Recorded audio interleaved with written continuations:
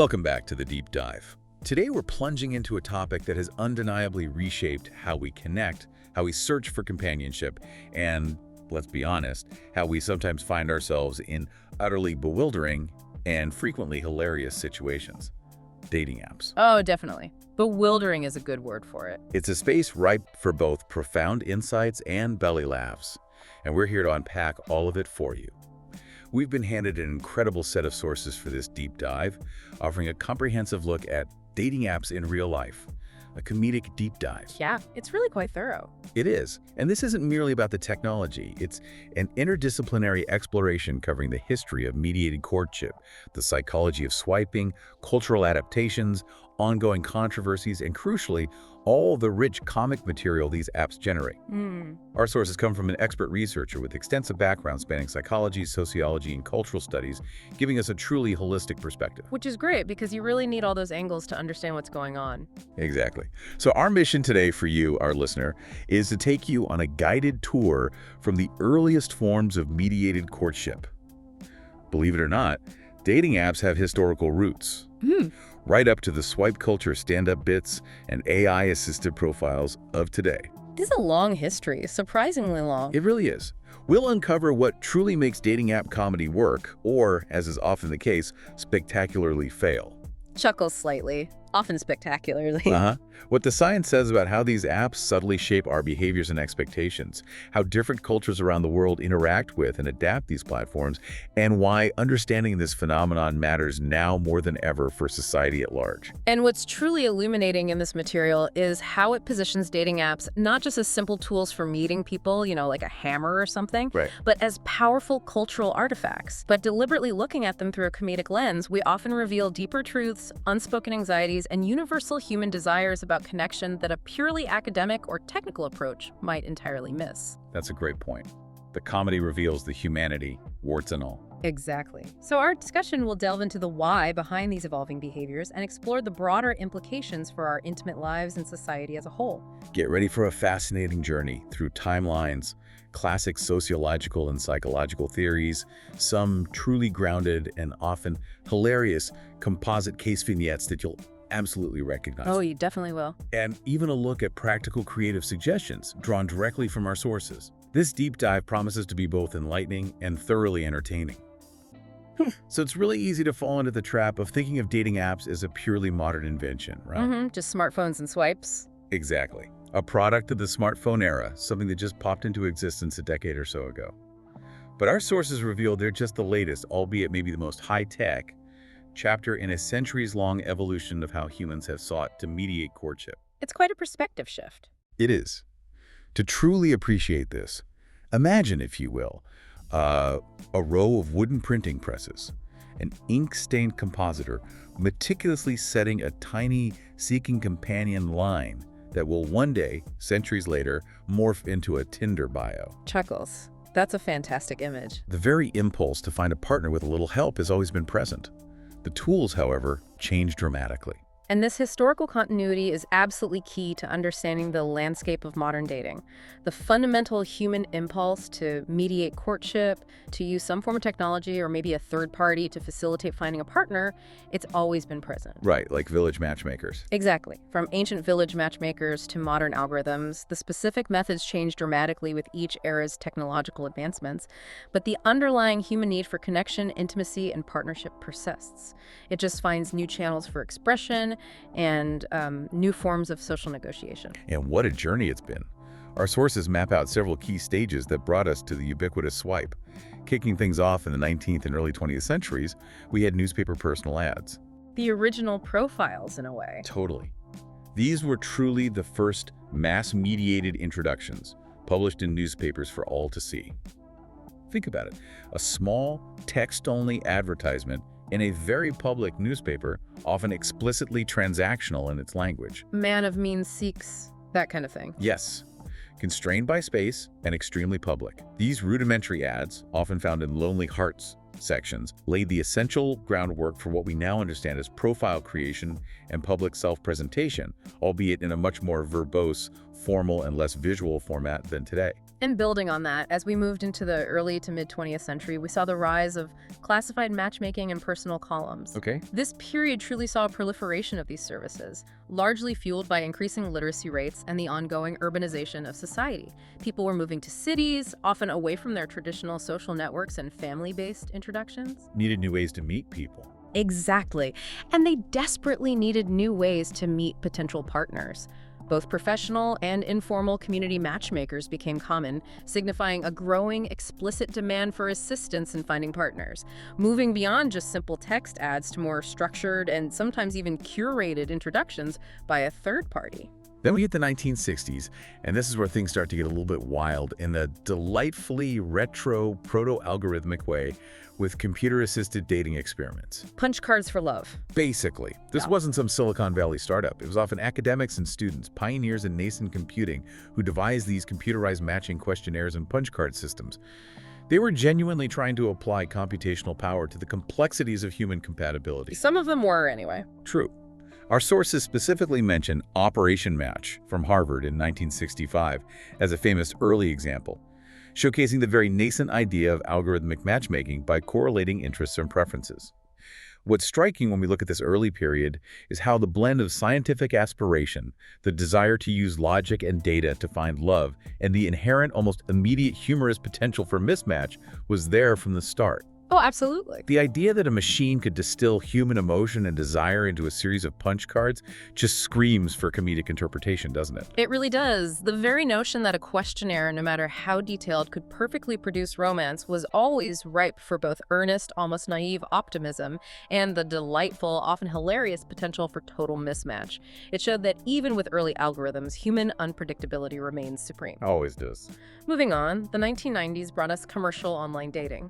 With the advent of the World Wide Web, we saw dedicated services emerge, like the now iconic Match.com. The big one, yeah. This fundamentally shifted matchmaking onto elaborate profile pages and into searchable databases. It's a format that's still remarkably familiar to us today, moving from anonymous classifieds to a more persistent, detailed, and photograph-rich digital self-representation that users could actively manage. Fast forward to the late 2000s and 2010s, and that's when we truly entered the era of social apps and geolocation. The smartphone revolution hits dating. Completely. The widespread adoption of smartphones, combined with GPS technology and the now iconic Swipe UI, famously popularized by apps like Tinder, revolutionized dating.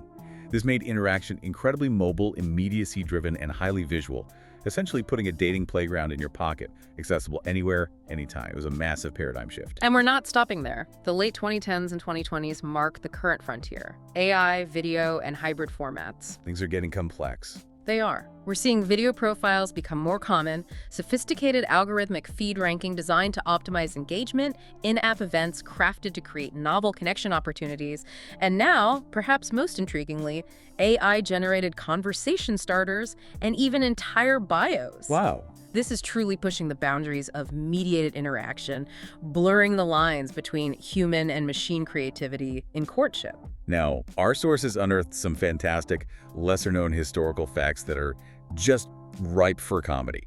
First, the incredible coded language used in early personal ads. Oh yeah, this is fascinating. Imagine trying to decipher lines like GW, which stood for Gentleman's Widow, or various initials that subtly implied class, religion, or occupation without stating it directly. People use these codes to navigate societal taboos or signal status discreetly in a public forum. The comedic possibilities of trying to decipher these incredibly dense and nuanced codes today are truly hilarious. Imagine mistaking a GW for someone who just really likes gardening. Huckles, or George Washington. Or PP, for a passion for pickle peppers, rather than a specific social standing. The potential for misinterpretation across eras is rich. Indeed, it speaks volumes about the social conventions of the time. Another interesting tidbit is that those early computerized matching experiments were sometimes run as campus pranks. Seriously? Yeah. While some were earnest academic endeavors, others were just students having a laugh, highlighting that the very idea that a questionnaire produced romance has always held both earnest optimism and that delightful, hilarious potential for total mismatch. It was fertile ground for humor from day one. And finally, we often forget that many cultures had ancient matrimonial bureaus long before Western classified ads. These were technically matchmakers with their own complex social rules, often involving family and community networks. Modern apps, in many ways, inherit and perpetuate many of those invisible conventions just in a digital wrapper, showing a continuous thread of social engineering and courtship. So to connect this to the bigger picture, what we see is a consistent, enduring theme. Humans are always looking for more efficient or perhaps less socially awkward ways to meet potential partners. Always looking for the shortcut, maybe. Perhaps. Yeah. Each technological leap, from paper to pixels, from punch cards to swipes, brings with it new social rules, new expectations, and inevitably, new opportunities for misunderstanding and thus for comedy. This evolution isn't just about technology, it's a fundamental part of the human experience of finding connection. So understanding this long, rich lineage helps us see modern dating apps, not as some alien technology that descended upon us out of nowhere, but it's a continuation of a very human desire. A desire constantly reshaped by innovation, culture, and, let's be honest, a fair bit of universal awkwardness. It provides context. It offers context for the entire digital dating landscape you experience today. Okay, so every single swipe feels like such a small, isolated act when you're doing it. Totally insignificant almost. Yeah, you're just flicking your thumb, making a quick decision based on a few photos and maybe a sentence or two. But collectively, these seemingly insignificant actions are profoundly reshaping how millions imagine and experience intimacy, connection, and even rejection on a massive scale. Let's dive into the fascinating psychological and sociological undercurrents that our sources explore to truly understand what really happens when we swipe. Yeah, because to truly grasp this, we need to ask, what invisible forces are at play when we curate a profile, spending hours trying to pick the perfect photo? Oh, the agony. Or when we make a decision about another person in mere milliseconds, often based on very limited information. Our sources break down several key psychological and sociological mechanisms that help explain these pervasive dynamics. Okay, on the psychological side, we start with self-presentation and identity performance, a concept deeply rooted in Erving Goffman's work. The sociologist, right? That's the one. Our sources explain that dating app profiles are meticulously staged front regions. They are carefully constructed performances of self designed to present an idealized version. The highlight reel. Exactly. The humor frequently arises precisely where this carefully performed self inevitably collides with messy, inconvenient reality. It's that moment when the perfectly curated online persona, perhaps posing with a tiger, meets the often imperfect, authentic, offline person who's actually allergic to cats. Chuckles. Right. It's that classic expectation versus reality dynamic, isn't it? What you see online versus the often messier, unedited truth. That, in essence, is Goffman in action, and it's why those comparisons are universally funny, because we've all felt that pressure to perform, haven't we? Absolutely. Then there's choice overload and the paradox of choice, a concept popularized by Barry Schwartz. Ah, yes. The jam experiment. Kind of like that, yeah. The idea is that while we intuitively think having more options is always better, having too many choices can actually reduce satisfaction and commitment. Counterintuitive, but it makes sense. It does. When you're faced with an endless scroll of potential partners, literally thousands of profiles, it can make it harder to settle on one, leading to feelings of overwhelm, dissatisfaction, and a constant fear of missing out. FOMO for people. Basically. This is incredibly fertile ground for jokes about window shopping humans, or the endless, often exhausting pursuit of an optimal match, where people feel like they can always find something slightly better if they just swipe one more time. Just one more swipe. Often leading to endless scrolling and no real connection. The profound takeaway here is that what feels like limitless opportunity can actually leave you feeling less satisfied, constantly chasing an elusive perfect match rather than appreciating the real connections right in front of you. That's a really powerful insight. It's a phenomenon we see replicated across many consumer experiences, not just dating. Right. And speaking of things that keep us hooked, our sources highlight the insidious power of dopamine loops and intermittent reinforcement. The slot machine effects. Exactly. The variable rewards of swipes, matches, and incoming messages operate on the same neurological principles as casino slot machines or social media feeds. You never know when the next ding or match will come, and that unpredictability, that tantalizing possibility, keeps users checking the app compulsively. Yeah, that little rush. The comic take here is people acting like slot machine romantics, constantly pulling the lever for a potential jackpot, even when the odds feel stacked against them, often muttering, "Just one more swipe, just one more." Chuckles. Yeah, I recognize that. And this leads directly into how our individual psychology plays out in app interactions, specifically through attachment styles and dating behavior. Okay, like anxious or avoidant. Precisely. Anxious, avoidant, and secure attachment styles, developed in early relationships, profoundly influence how we behave on dating apps. Everything from messaging frequency and the tendency to ghost to expressions of jealousy and vulnerability. So that explains a lot. It really does. This provides a rich source for recurring comedic characters. Think of the anxious texter who meticulously overanalyzes every ellipsis and every delay in a response, convinced it means the end of the world. They haven't replied in 5 minutes, it's over. Exactly. Or the serial ghoster, who vanishes without a trace at the first hint of intimacy, leaving a trail of unanswered messages. Their behaviors are often exaggerated for humor, but they're rooted in real psychological tendencies. And we can't forget the impact of social comparison and curated selves. Profiles predominantly highlight successes, exotic adventures, and idealized versions of life. It's a highlight reel, not the full feature film. Never the full feature film. Users comparing their often mundane real lives to these highly curated digital selves often feel worse, leading to feelings of inadequacy, self-doubt, and the pervasive sense that everyone else is living a more exciting, more attractive life. It's a comparison trap. Totally. Comedy can brilliantly use parody bios that hyperbolize this curated life marketing to absurd degrees, exposing the ridiculousness of always trying to present a perfect, unblemished existence that no one can possibly live up to. Moving to the sociological dynamics, our sources emphasize the commodification of intimacy. Ooh, that sounds heavy. It kind of is. Dating relationships are increasingly framed through market metaphors. People talk about ranking potential partners, filtering for specific traits, applying supply and demand logic to human connection, and even marketing themselves. Like they're selling a product. Exactly. It transforms something deeply personal into a transactional exchange. These darkly funny jokes often carry a critical edge, highlighting how we've started to talk about human connection in incredibly economic terms, almost as if people are products on a shelf rather than complex individuals. It really reveals a subtle yet significant societal shift in how we value and pursue relationships. Right. We also see powerful network effects and gatekeeping at play. App communities develop their own distinct norms and unspoken rules, a kind of digital etiquette. Oh, the secret rules. Yeah.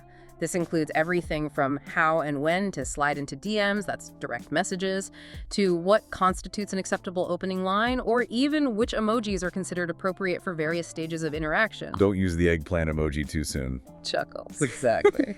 Humor can cleverly mimic this insider jargon and the unwritten rules, creating instantly relatable and hilarious scenarios for users who've navigated these often bewildering social landscapes. Another critical sociological dynamic is inequality and algorithmic bias. Our sources highlight that algorithms, designed by humans and trained on vast amounts of user data, often inadvertently reflect existing societal biases. So the tech isn't neutral. Rarely is. These biases can manifest in terms of race, body type, age, and other demographics, potentially creating unequal experiences for different user groups, where some are promoted more often or seen as more desirable by the system, while others are inadvertently marginalized. That's really important. It is. Satire can powerfully expose these biases, revealing the underlying prejudices baked into our digital systems, but our sources strongly emphasize the need for careful, responsible handling to avoid punching down or perpetuating harmful stereotypes. It's a fine line to walk, using humor to critique the system, not the individuals. And finally, there's the normalization of casualness and changing courtship timelines. Instant messaging and the rapid pace of app interaction accelerate and often truncate traditional dating rituals. The 3-day rule is dead. Long dead. The polite dance of calling, waiting, planning a first date a week out. Much of that is often compressed or bypassed entirely in favor of immediate gratification or quick, low-commitment interactions. This can be played for awkward comedic effect in speed date sketches, where traditional expectations of courtship clash dramatically with the instant gratification and casualness of app-driven interactions, creating hilarious misunderstandings. When we connect this to the bigger picture, we're witnessing a significant and ongoing shift in social scripts for intimacy. These apps aren't just passively reflecting our desires, they are actively shaping them, sometimes in profound ways we don't even consciously realize. They're rewriting the rules of engagement for love and companionship, making us adapt to their logic. So how does this apply to your own experience? You've likely experienced many of these dynamics firsthand, even if you hadn't explicitly named them. Now you have a framework, a deeper understanding, and perhaps a new appreciation for the humor in understanding why dating apps make us behave the way we do and why they bring out both the best and most awkward in us. It's a powerful lens for self-reflection, definitely. Okay, so dating apps are no longer just this optional extra, something you use if you're feeling adventurous or maybe a bit desperate. No, they're mainstream now, completely. Our sources make it abundantly clear. They've become cultural infrastructure. They're profoundly shaping who we meet, what we expect from relationships, and even impacting much broader demographic patterns like marriage rates, urban migration, social integration. The effects are really wide-ranging. Huge. Their tropes are everywhere in pop culture, from casual conversation to primetime television. So what's driving these dynamics? The core of this issue lies in how deeply embedded these platforms are in our everyday lives, and what are the ongoing ripple effects across different spheres of life. It's much more than just a tool for finding a date. It's a significant and pervasive social force with wide-ranging consequences. Starting with media and pop culture, dating app stories are a constant wellspring for sitcom plots. Oh yeah, every show has a dating app episode. Absolutely. Think about how many times you've seen characters in your favorite shows struggling with their profiles, going on bad app dates, getting ghosted, or celebrating an app-fueled connection. They're also a massive source for viral short-form videos. Just scroll through TikTok or Instagram Reels. Endless. It's endless, and you'll inevitably find endless skits and memes about app experiences that are instantly relatable. Entire stand-up routines are now dedicated to navigating the bizarre world of online dating. It's its own genre now. It really is. Comedy specifically about dating app bios and first messages has become an established subgenre, universally relatable for anyone who's dipped a toe in the water. And it's not just entertainment. Dating apps are making serious waves in politics and law, too. Which is maybe less obvious, but really important. Yeah. Issues surrounding data privacy. The sheer amount of intimate information these companies hold. It's staggering. The prevalence of harassment on platforms and the ever-growing question of platform liability are actively influencing ongoing regulation debates globally. Governments and legal bodies are grappling with how to manage these powerful digital spaces, especially concerning user safety and data protection. And from a comedic angle, our sources suggest satirizing convoluted corporate privacy policies. Oh, the terms and conditions. Exactly. Highlighting the absurdity of agreeing to pages and pages of dense legalese packed with impenetrable jargon just to find a date. We've all scrolled past those terms and conditions without reading them. Click, agree. And the humor lies in just how much we unknowingly sign away in pursuit of connection, often granting access to incredibly personal data. Indeed. These platforms have also significantly entered the mental health conversation. This feels like a big one. It is. Researchers and therapists are increasingly studying how apps affect user mental health, impacting everything from feelings of loneliness and self-esteem to anxiety, body image issues, and even depression. The constant comparison, the potential for rejection, the performative aspect, and the addictive nature of intermittent reinforcement. It can all take a heavy toll on psychological well-being. A darkly comic sketch, our sources suggest, might depict a self-help group made up entirely of profile pictures, each sharing their digital woes, maybe a blurred-out face lamenting a ghosting, or a perfectly angled selfie expressing the existential dread of too many options. Chuckle softly. That's quite an image. It's a way to humanize the often isolating experience of online dating, allowing us to laugh at the collective struggle. And finally, we're on the cutting edge with AI and generative tools. This is the latest frontier for dating apps, blurring the lines between human and artificial interaction. AI writing pickup lines. Yeah. What could go wrong? Chuckles well. We're seeing AI being deployed to help users write bios, craft witty messages, and even generate entire conversation starters, promising to make the daunting task of self-presentation easier. While this can streamline the process, it also provides a new, rich source for minting cringe-worthy comedic characters. Think of the AI ghostwriters who produce perfectly bland, algorithmically optimized flattery devoid of genuine personality. Like ChatGPT romance. Exactly. This kind of interaction is ideal for parody voiceovers, highlighting the uncanny valley of artificial charm that often misses the mark in a human connection. What's fascinating here is how dating apps have truly transcended their initial function. They've evolved from mere tools for meeting people to become a powerful lens through which we examine technology's profound impact on our most intimate human experiences. A crucible, you called it earlier. Yeah, a crucible for our current anxieties about authentic connection, privacy, and our future possibilities in a digitally mediated world. So understanding their reach and their multifaceted impact helps you critically engage with the current landscape and anticipate future implications for dating, relationships, and society at large.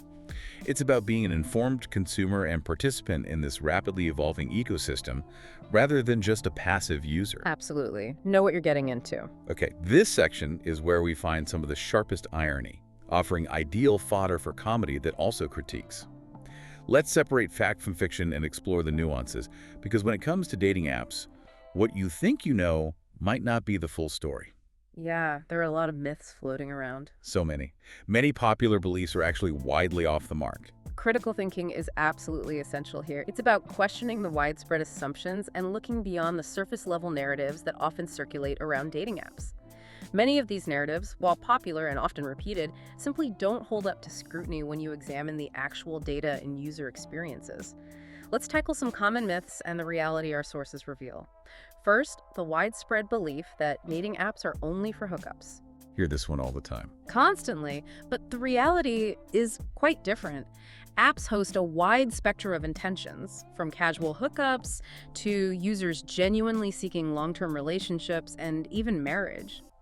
The specific app often matters, as does the user's intent and how they present themselves, but generalizing them all as solely for casual encounters is a significant oversimplification. Right. Plenty of people meet their spouses on apps. Countless success stories, including many marriages, began on these platforms. Okay, busted. What's another myth? I think we've all known someone who found their spouse on an app, so that myth definitely gets busted in real life. Another one I hear all the time is, more matches equals more happiness. Ah, the numbers game myth. Yeah, you'd think that a higher number of potential connections would lead to greater satisfaction, a feeling of abundance. But our sources tell us this is false. It's not true. The reality is that the quality of matches and the potential for meaningful connections often matter far more than sheer quantity. An endless stream of low-quality matches can actually lead to burnout, dissatisfaction, and emotional exhaustion, which we discussed earlier. Yeah, quality over quantity, always. It's about substance, not just volume. Okay, good reminder. Precisely. And finally, the very pervasive myth that profiles are honest reflections of a person. Yeah, right. This is perhaps the biggest myth of all. The reality is that many profiles are carefully curated, presenting only a partial or idealized representation of the individual. They often involve performative exaggeration, highlighting achievements, desirable traits, and perfect moments while conveniently omitting less flattering aspects or everyday struggles. The fishing picture, the travel photos. Exactly. It's like about outright deception and more about strategic self-presentation, but it's certainly not always a completely transparent reflection of someone's true self. It's the highlight reel, remember? Always the highlight reel. Now, when we talk about controversies, especially for comedy, our sources advise treating them with significant nuance and responsibility. For example, catfishing and deception are serious issues. Very serious. Real harm happens. Yeah, real harm occurs when identities are falsified, leading to emotional distress, financial exploitation, or even physical danger. For comedy, our sources strongly advise against encouraging impersonation or trivializing the harm it causes. Instead, the approach should be to use fictional composites and absurd exaggeration for humor, creating a safe, satirical space that critiques the phenomenon without causing real-world suffering. It's about the underlying absurdity, not the specific harm. That distinction is crucial. Got it. Similarly, privacy and data breaches are major concerns for anyone using these platforms. Dating platforms collect incredibly sensitive personal data, from location to intimate preferences and communication records. Everything basic. Pretty much. Satirical sketches about dense terms and conditions can be genuinely funny, highlighting the absurdity of clicking agree to pages of legal jargon without truly understanding what we're signing away.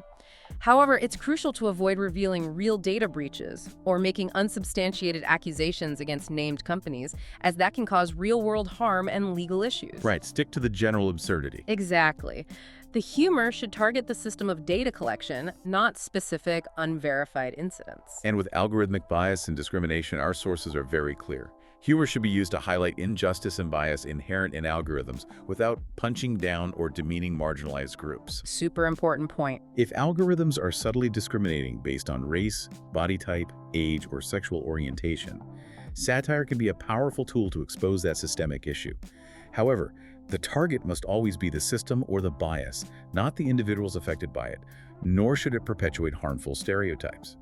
This is a delicate balance where comedy can be a powerful tool for social commentary, but it requires incredibly careful execution to ensure it lands thoughtfully and doesn't inadvertently perpetuate the very biases it aims to critique. It's about using humor to elevate, not diminish. Absolutely. And when it comes to harassment and safety risks, our sources caution that jokes about violent or sexually explicit behavior are inherently risky and must be framed responsibly to avoid normalizing or trivializing harm. That's a hard line. It has to be. The goal of comedy is to entertain and often to critique societal norms, but never to make light of or encourage dangerous or abusive situations. The line between edgy and harmful is critical here. Okay, on a lighter note, our sources point out some lesser-known truths worth comic mining. One such truth is the disproportionate impact of small profile details. Oh, like the picture with the weird lamp in the background. Exactly. Tiny, seemingly insignificant details in a profile. A specific favorite book, a weird photo prop, an obscure interest like competitive cheese rolling can disproportionately shape first impressions and lead to unexpected connections or, conversely, immediate rejection. These small things often become defining features. This is a fantastic comedic trope. Yeah. The one prop that defines you, like that slightly wilting potted fern in your otherwise perfect selfie, or the oddly specific collection of vintage thimbles mentioned in your bio. It's those minute, quirky details that can become an outsized part of someone's digital identity and the source of a conversation, or a reason to swipe left. Precisely. And finally, a key insight is that many people use dating apps as entertainment or ego boosters rather than genuinely seeking a partner. Just swiping on the toilet. Chuckles. Maybe.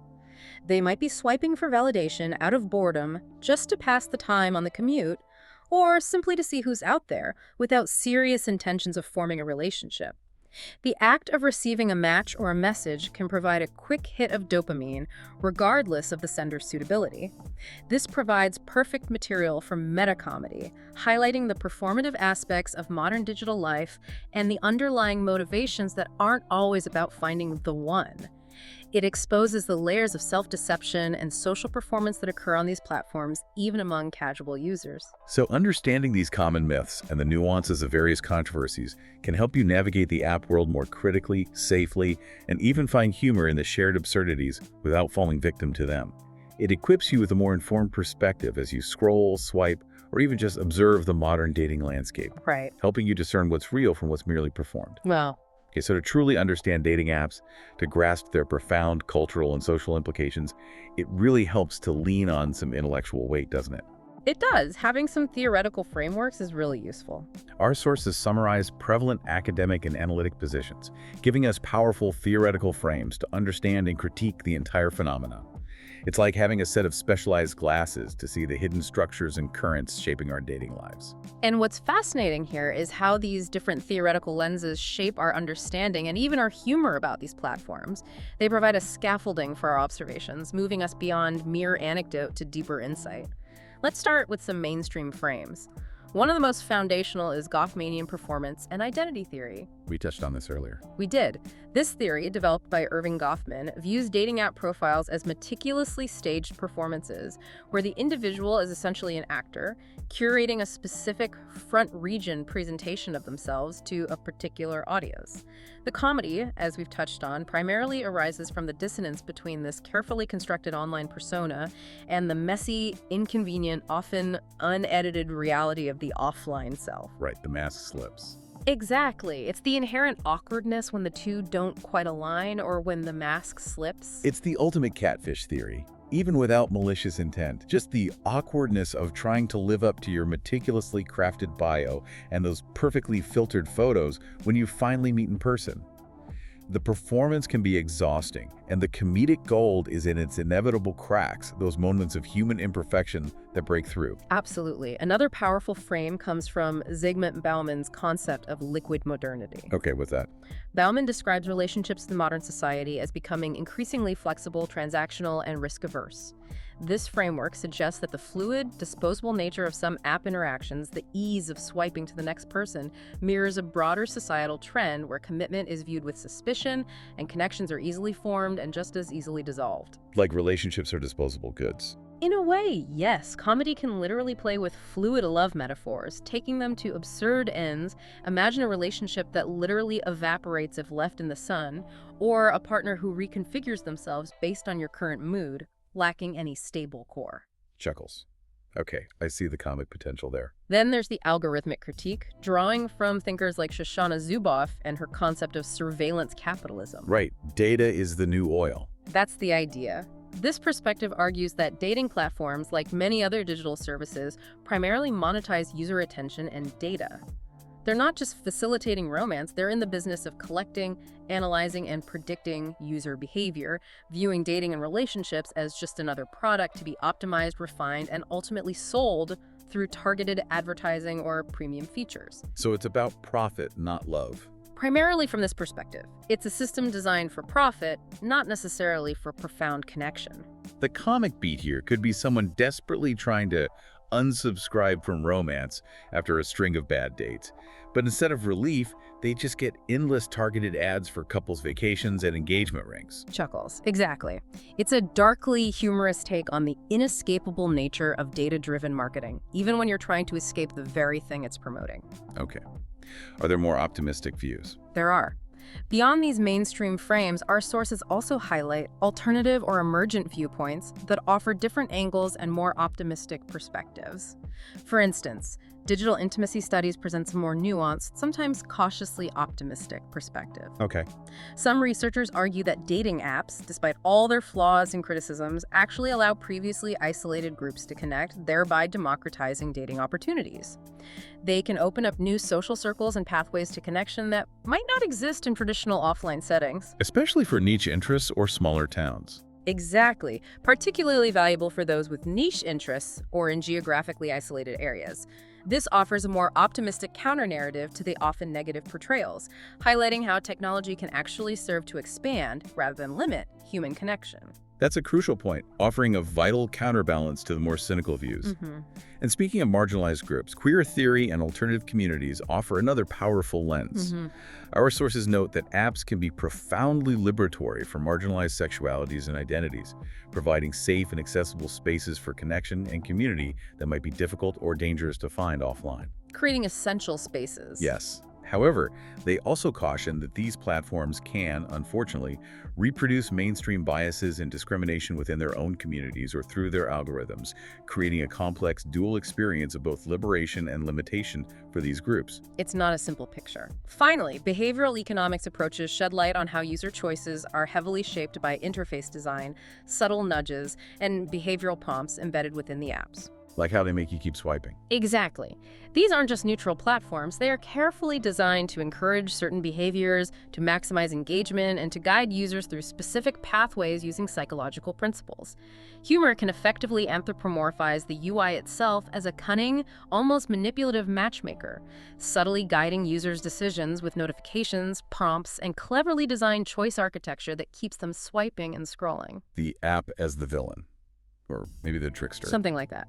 What's fascinating here is how these diverse theories, ranging from deeply critical to cautiously celebratory, all offer valid and insightful ways to understand dating apps. They highlight that there isn't one single truth about dating apps, but rather a rich and complex tapestry of social, psychological, and economic forces at play, constantly interacting and shaping our experiences of finding love and companionship. So, how does this apply to your own experience? These sophisticated frameworks give you powerful tools to understand your own experiences and those of others in the dating app world, moving beyond simple anecdotes to grasp the deeper societal implications. You can now recognize the Goffmanian performance in a profile, the Bullmanian liquidity of a casual connection, or the algorithmic influence behind your swipe habits. Yeah, it helps you see the bigger picture. It helps you see the bigger picture with intellectual clarity and a critical eye. Okay, now let's bring these theories to life with some truly relatable and often hilarious vignettes. Our sources provide anonymized, composite, and partly fictionalized examples that are real enough to feel true, but safe for public use. Right, these aren't specific people. No, definitely not. But they're archetypes we've all encountered or perhaps even embodied ourselves, making the abstract feel immediately tangible.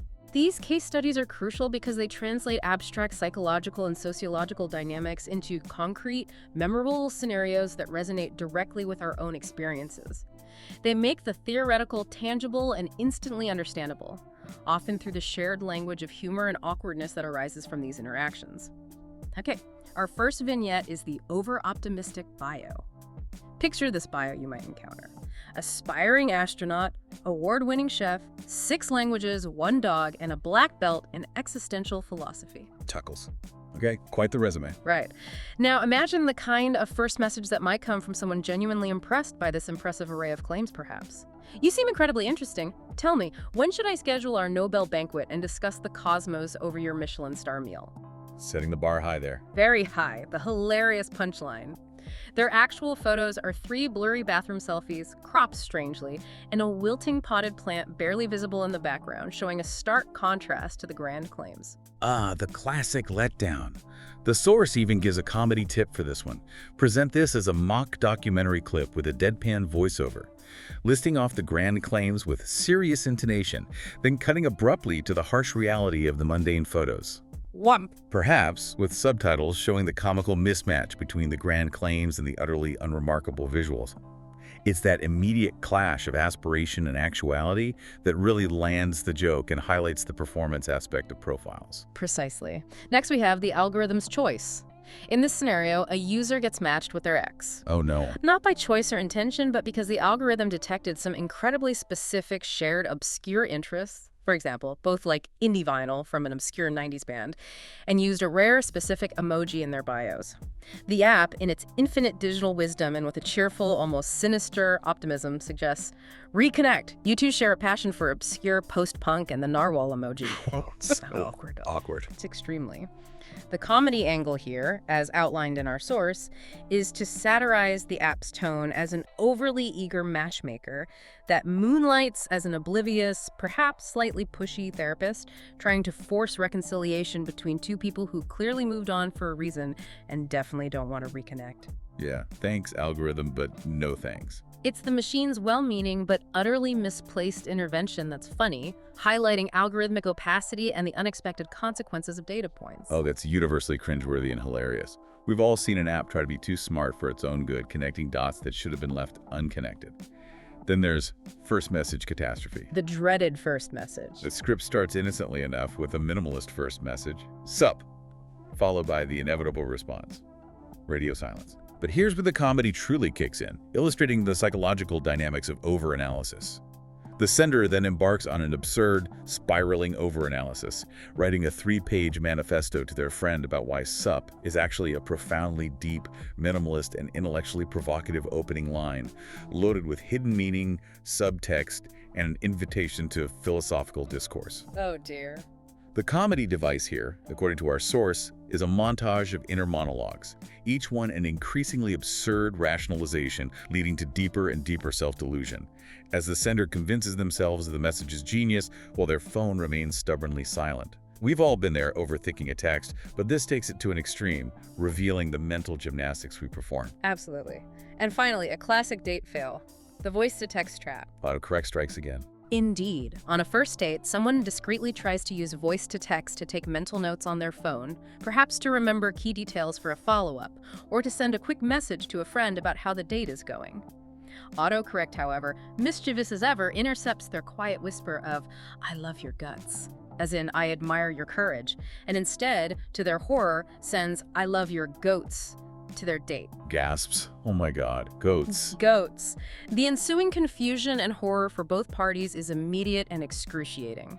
The visual gag potential here, as suggested by our source, is a freeze frame of the date's utterly confused face as the waiter slowly and deliberately removes their half-eaten plate of food, adding another layer of silent, excruciating awkwardness to the already disastrous situation. Perfect timing from the waiter. It's the small, unexpected technological glitch that derails everything, revealing how easily communication can go awry. What's fascinating here is how these seemingly everyday scenarios brilliantly capture the inherent dissonance between our intentions, the technology's often literal interpretation, and the frequently unpredictable, messy outcomes of human interaction. They're like little plays. Exactly.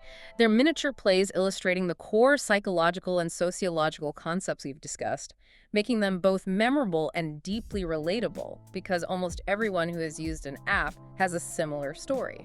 So how does this apply to your own experience? You've probably lived through your own versions of these or certainly witnessed them.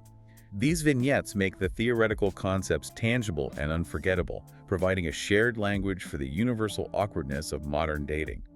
They give us all permission to laugh at the absurdities because we're all, to some degree, participants in this grand, often hilarious experiment of mediated human connection. Shared pain, shared laughter. Okay, so dating rituals vary dramatically across the globe, right? They're steeped in centuries of tradition, social norms, and deeply ingrained cultural expectations. Absolutely. What works in one place might be totally inappropriate somewhere else. So it makes perfect sense that dating app comedy, to truly land and resonate, needs to be culturally sensitive and nuanced, reflecting these diverse approaches to courtship. Let's look at how these apps and the humor around them adapt to and often clash with different cultural landscapes. Yeah, let's consider this from another angle. How do deeply ingrained cultural values and traditions interact with a globalized digital platform that often originates in Western contexts? Good question. And crucially, where does the humor organically emerge from those very intersections and sometimes jarring clashes? It's a rich area for exploration, revealing universal human desires filtered through specific cultural lenses. Starting with South Asia, we see a fascinating interplay between matrimonial culture and dating apps. Okay, like Shaladi.com versus Tinder. Kind of, yeah. Traditional matrimonial sites, specifically catering to family-mediated arrangements, often referred to as shoddy culture, where families play a central role in vetting potential partners, coexist alongside the more casual swipe apps. These are two very different approaches to finding a partner, often with very different expectations about privacy, family involvement, and the ultimate goal of the relationship. This creates incredibly fertile ground for generational conflicts, which are a cornerstone of comedy in many cultures. You can imagine an auntie meticulously reading a dating app profile as if it were a formal marriage resume. Chuckles. Judging the hobby section very seriously. Totally. Scrutinizing every detail, leading to sitcom-y misunderstandings as she tries to apply traditional standards to a modern, casual format. The clash of expectations between generations is ripe for laughter and often reveals deeper societal tensions. Absolutely. Moving to East Asia, we see similar adaptations to deeply ingrained practices. Practices like konkatsu in Japan and xiangqin in China, which are organized marriage-seeking events or formal matchmaking introductions, remain incredibly popular and influential. So apps have to fit in with that. Often, yes. Apps in these regions are often adapted to these specific cultural contexts, for example, by allowing greater privacy or discretion to avoid the potential public shame that can sometimes be associated with online dating, especially if it suggests a failure of traditional methods. The humor in these settings can often arise from the overly procedural or formal nature that these modern dating rituals sometimes take on. Like dating is an interview process. Exactly. Where the desire for efficiency or discretion can lead to very structured, almost bureaucratic approaches to finding love, clashing with the more spontaneous nature of Western-style swiping apps. That's a great insight into how culture can reshape technology, bending it to fit existing social norms. And what about the global South and more conservative contexts? Our sources explain that in these regions, social norms around public visibility, family oversight, and honor codes significantly shape how people use apps. Often with a lot more discretion. Right, with a greater emphasis on discretion and protecting reputation. This might involve users employing pseudonyms, relying on very private inboxes, or exercising strict discretion in their interactions, perhaps only connecting with people from specific social circles. And the comedy approach here needs care. Yes, our sources stress that comedy should avoid mocking conservative values themselves. Instead, it should focus on the universal awkwardness, the longing for connection, or the comedic predicaments that transcend cultural specifics. Things everyone can relate to. Exactly. Highlighting the shared human experience within diverse contexts, like the universal anxiety of a message going unread. Regardless of the cultural setting, it's about finding the humor in the situation, not the culture. Precisely. In contrast, Western contexts often exhibit different dominant trends. We see a prevalent casual hookup culture, widespread dating burnout from endless swiping, and a humor landscape heavily driven by memes and viral content that quickly lampoon the latest dating app phenomena. The humor can be sharper, maybe? Often, yeah. Satire can often be sharper and more direct here, given the cultural openness around these topics and the comfort with self-deprecating humor. However, even in Western contexts, our sources emphasize that comedy still needs to respect fundamental boundaries regarding harassment, discrimination, and privacy. The ethical lines still apply. Absolutely. The universal rules of ethical humor still apply, regardless of how open the culture might seem about dating. What's fascinating here is how universal human desires for connection intersect with and are often dramatically reshaped by specific cultural values and traditions. The apps become a stage. Exactly. The dating apps, in a sense, become a global stage for these cultural dialogues, where different norms and expectations collide, often with surprisingly humorous and insightful results. They highlight the incredible diversity of human courtship across the planet. So understanding these cultural variations helps you gain a broader, more empathetic perspective on how people around the world navigate the complexities of modern dating. Yeah. It enriches your own insights into global human connection, helping you appreciate the diverse ways we all seek intimacy in a digitally connected world, and why different jokes land differently in different places. It adds a layer of understanding, for sure. Okay, so our sources aren't just analyzing dating apps. They're also giving us a masterclass in how to extract comedy from them. Yeah, some practical tips here. While we're not necessarily making YouTube videos right here, right now, this section offers incredible insights into the mechanics of dating app humor. What makes a joke about a bio or a first message truly land, and why certain scenarios are universally funny. So, to truly grasp this, we need to ask, what are the specific techniques and formats that make dating app comedy so universally resonant and effectively funny? It's about dissecting the craft and understanding the recurring patterns that audiences identify with and laugh at, turning shared awkwardness into shared amusement. Our sources outline several sketch formats that work exceptionally well for dating app comedy. First, acted out awkward bios. We talked about this one. We did. This involves quick cuts from a profile text, maybe an overly flowery or self-important one, to an acted scene depicting the bio's claims, immediately followed by a stark reality check. This highlights the inherent gap between aspiration and actuality, the comedic dissonance we've discussed through Goffman's lens. I can already picture it. Someone's bio says, avid mountaineer, scaling peaks of ambition, and the very next cut shows them comically struggling to climb a stool to reach a top shelf in their kitchen. Chuckles. Perfect. It's that immediate visual contrast that makes it comedic gold, the performance clashing with mundane reality. Okay, what else? Then there are first message read-alouds. A performer reads truly cringeworthy or overly ambitious opening lines, often directly from a screen, accompanied by highly reactive facial expressions. Just letting the awkwardness hang there. Exactly. The humor here comes from the sheer awkwardness and the performer's ability to convey that secondhand embarrassment, making the audience wince and laugh in equal measure. Another popular format is date fails, reenacted. Dramatizing the disaster. Right. This involves dramatizing a disastrous first date, often with exaggerated mishaps and misunderstandings that stem from online expectations meeting offline reality.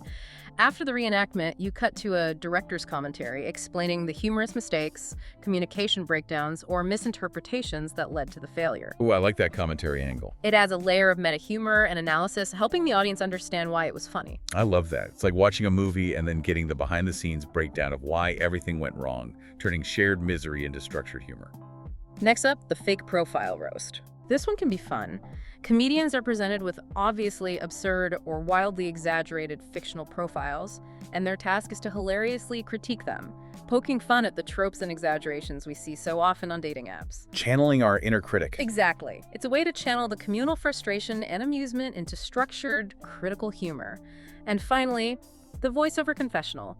This pairs first-person confessions from dating app users, perhaps about their inner thoughts, their hopes, their anxieties, or their most embarrassing moments, with cartoonish reenactments of their internal thoughts or external blunders. So the inner monologue made visual. Right. The juxtaposition of the earnest confession with the silly visual is a powerful comedic device, highlighting the internal monologue versus the external reality. Our sources even provide ready-made comedic bio templates that are fantastic for analysis and inspiration, using fictional names to ensure safety and avoid real-world implications. For instance, the ultra-ambitious minimalist bio, CEO, 5'10", only eats food starting with A. Swipe right to achieve synergy. Achieve synergy. Okay. This brilliantly highlights self-importance and quirky, often arbitrary restrictions, playing on the idea of an overly curated, almost robotic persona trying too hard to be unique. That's spot on. Then there's the hobby overload. Pottery, free diving, mountain unicycling, amateur taxidermy, fluent in sarcasm, intermediate in ancient Sumerian, expert in competitive thumb wrestling. Trying a bit too hard there, mate. Just a bit. This showcases over-the-top niche interests, perfectly encapsulating the try-hard persona, where someone is seemingly listing every single obscure thing they've ever attempted to appear interesting and uniquely fascinating. Indeed. And finally, the crisis manager. If you like late-night IKEA runs, excel at assembling flat-pack furniture under pressure, and splitting bills like a finely tuned spreadsheet, we'll get along. Bonus points if you can fix my leaky faucet. Chuckles. Looking for a partner and a handyman. Basically. This emphasizes mundane yet highly specific life struggles and expectations, highlighting the everyday realities of adulting that sometimes seep into dating, seeking a partner who can manage the chaos. It's relatable in its very specific and slightly depressing honesty. The sources also offer great examples of first message jokes and voiceover lines. Imagine a message like, "Hi, I read your bio. Do you prefer to start with small talk, a legally binding contract, or perhaps a spirited debate on the true meaning of existence?" Chet chuckles, coming in hot. Right. This brilliantly exaggerates the seriousness some people bring to dating intentions, right from the very first interaction, making light of the high stakes sometimes perceived, or a fantastic voiceover line. After reading a particularly complex or overthought message, you pause and then say, "That sentence took 4 life choices, 1 horoscope reading, and a collective brainstorming session with my friends to write." We've all been there. It pokes fun at the sheer overthinking and self-consciousness that goes into crafting that perfect or perfectly awful opening line, a process many of us have experienced. And for those creating visual content, our sources offer excellent screenshot and visual ideas that are YouTube safe. This includes fake UI mockups, where you design original user interfaces with fictional app names like Flirtly, Near Match, or Soul Swipe to avoid infringing on real companies. Create your own terrible dating app. Exactly. This allows for creative freedom without legal issues, letting creators invent their own absurd dating platforms. You can also use overlay text, showing messages on screen with overlaid reactions or comedic commentary, allowing for dynamic visual storytelling and highlighting the internal thoughts of the user. And finally, animated bubbles, where message bubbles can animate and increase in absurdity, perhaps culminating in increasingly bizarre emojis or unexpected autocorrects, adding a layer of visual humor to the dialogue. Like the message bubble physically exploding with cringe. Something like that. What's fascinating here is how these creative suggestions pinpoint the universal elements of dating app experiences. The aspiration, the curation, the awkwardness, the projection, the desire for connection, and offer concrete, actionable ways to distill them into effective humor. They're not just observations, they're an analytical toolkit for crafting compelling comedy from these shared digital experiences. So why does this matter for you? Even if you're not making comedy videos or planning a stand-up routine, understanding these techniques gives you a deeper appreciation for the craft of humor. It shows you how cultural observations are turned into relatable, entertaining content, and how to spot the underlying mechanisms that make us laugh at ourselves and our shared dating app predicaments. It's about recognizing the human comedy in everyday tech. Well put. Yeah. Okay, this is crucial. Our sources are very clear. When you're mining something as personal and often vulnerable as dating for humor, there are crucial do's and don'ts to ensure responsibility and safety. Absolutely. You can't just make fun of everything without consequence. We're discussing this as important content from our source, detailing the advice given for creators in this space, because while comedy can be powerful, it should never come at someone's expense or inadvertently cause harm. This raises an important question.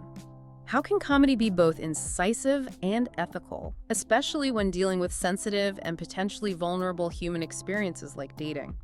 The guidelines from our sources offer a very practical and responsible answer, providing a clear framework for navigating these delicate waters and ensuring that humor serves a positive or at least neutral purpose.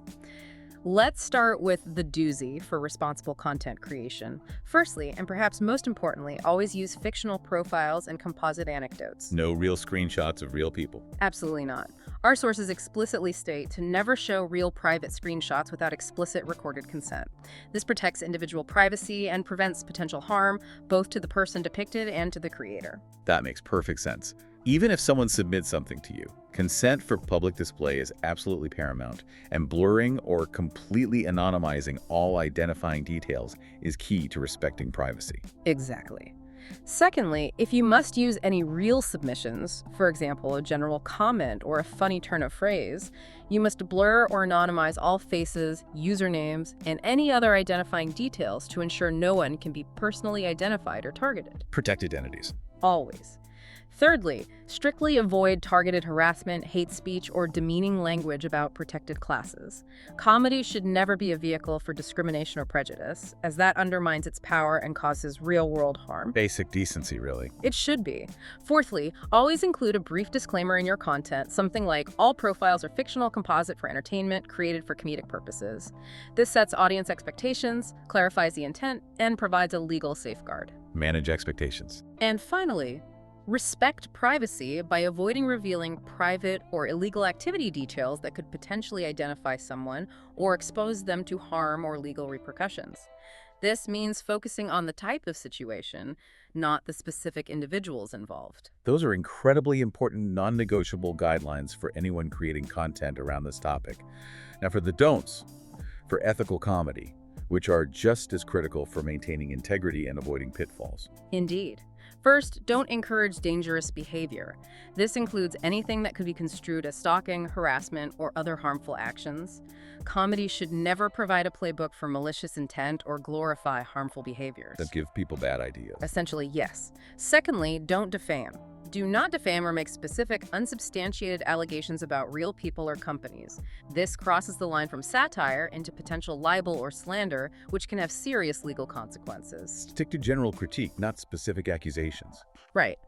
Thirdly, it is absolutely essential to protect minors. Do not display real minors or sexualize anyone under the age of 18 in your content. This is a fundamental ethical and legal requirement, and it's a non-starter for any responsible content creation. Obvious but needs saying. Absolutely. And finally, keep it non-explicit.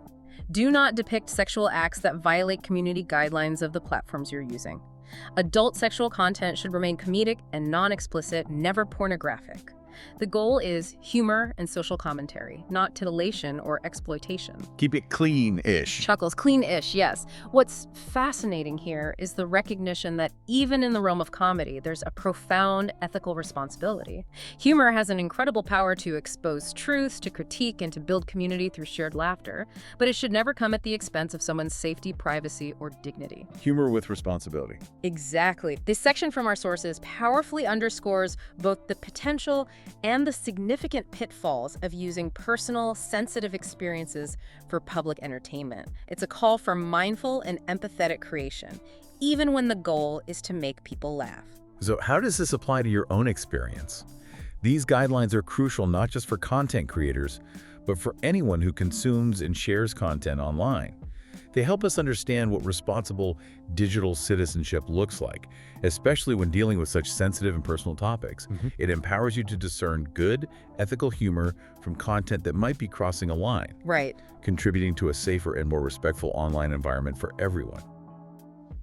Okay, as we round out our deep dive, it's vital to step back and conduct a balanced appraisal. Let's look at the strengths, weaknesses, benefits, and dangers inherent in dating apps, as distilled by our expert source. Yeah, it's rarely black and white. Never is. There are always shades of gray and interconnected impacts that paint a complex picture. And the core of this issue lies in understanding how we weigh the undeniable advantages of these platforms against their very real drawbacks, and how we grapple with the complex interplay of these factors. A holistic view acknowledges both the revolutionary potential and the inherent risks of mediating intimacy through technology. Let's begin with the strengths of dating apps. First, accessibility. This seems like a big one. It is. These apps truly break down geographic and social barriers.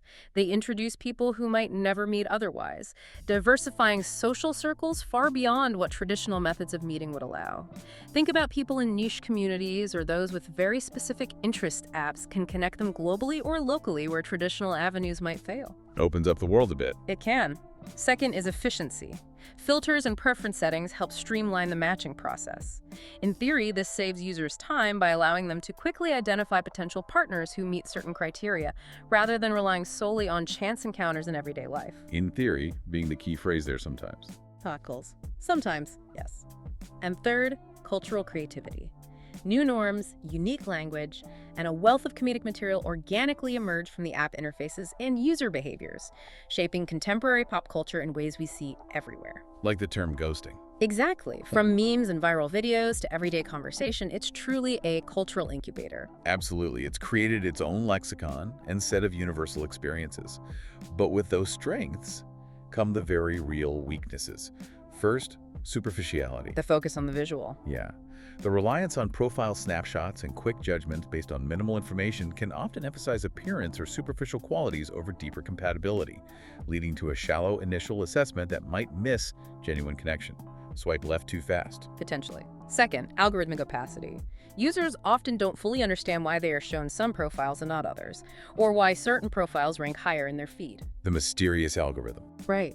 This lack of transparency can lead to frustration and a pervasive sense of being manipulated by the system, feeling like you're not truly in control of your dating destiny, but rather at the mercy of an invisible sorting mechanism. And third, a big one, burnout.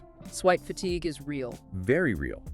The constant cycle of choice, evaluation, and potential rejection, coupled with the intermittent reinforcement that keeps you hooked, can lead to significant user fatigue and emotional burnout, making the dating process feel less like a hopeful pursuit and more like a never-ending chore. Okay, so those are strengths and weaknesses. What about clear benefits? Moving beyond neutral strengths and weaknesses, our sources also identify specific benefits that these apps provide, which have genuinely changed lives for the better. A key benefit is expanded dating pools. More options, basically. Significantly more. Yeah. They provide access to a far wider range of potential partners than traditional social circles or local communities could ever offer, which is particularly vital for people with specific preferences, those in smaller demographics, or individuals living in areas with limited social opportunities. Makes sense. Another benefit is the normalization of alternative structures. Dating apps can help normalize and facilitate alternative relationship structures beyond traditional monogamy, like polyamory or open relationships, by providing platforms for people with similar desires to connect discreetly and openly, finding like-minded partners without social stigma. Finding your community. Exactly. And critically, they offer visibility for marginalized identities. Apps provide crucial platforms for previously isolated or marginalized identities, such as LGBTQ+ individuals, or those with specific physical or neurodivergent needs, to connect and find community and partners who understand and accept them, creating spaces that might not exist offline. Those are powerful, positive impacts that truly highlight the transformative potential of these platforms. We also need to address the very real dangers that go beyond just weaknesses. Yeah, the darker side. First, safety risks. There are significant risks of harassment, catfishing, scams, like romance scams that ask for money, exploiting emotional vulnerabilities. Financial and emotional danger. And in some horrific cases, even physical danger, which platforms struggle to fully mitigate, requiring users to exercise extreme caution. Second, mental health impacts are a serious concern. We talked about this. Yeah.